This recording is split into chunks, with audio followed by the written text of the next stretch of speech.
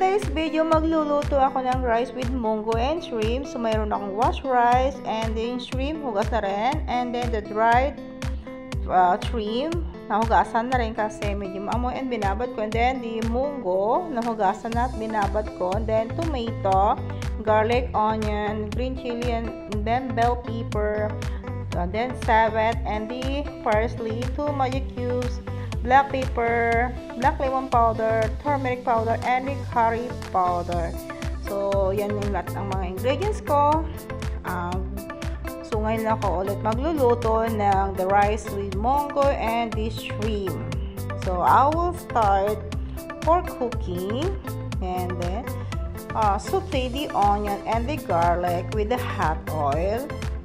And then, halo-haluin hanggang a little bit golden brown, hanggang lumabas yung bango niya. Mas maganda kasi. And then, 2 magic cubes. Continue mixing para ma-spread. And then, all together na po yung turmeric powder, curry powder, black lemon powder, and the black pepper. And continue mixing para ma-spread. Ganyan. And then, yung tomato, bell pepper, and the green chili. Ganyan lang. Continue mixing. Yan na po kasi pinagluto ko. And then, nilagay ko na yung shrimp. Yan.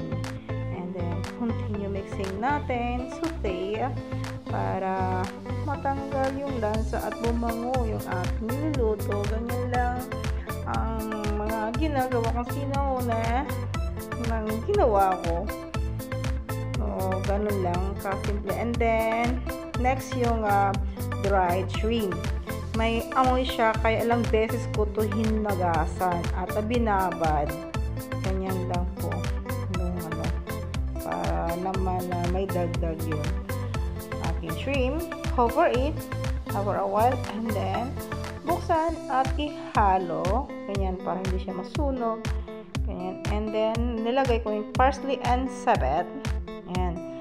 Yung purpose yan is para bumango at matanggal na rin yung amoy nung mga nilagay kong shrimp at saka dried shrimp. Ayan, ganyan. Continue mixing. Ayan. And then, nag-add ako ng tubig. Tinansya ko na rin yung tubig nilagay ko na tama lang sa pagluto sa rice.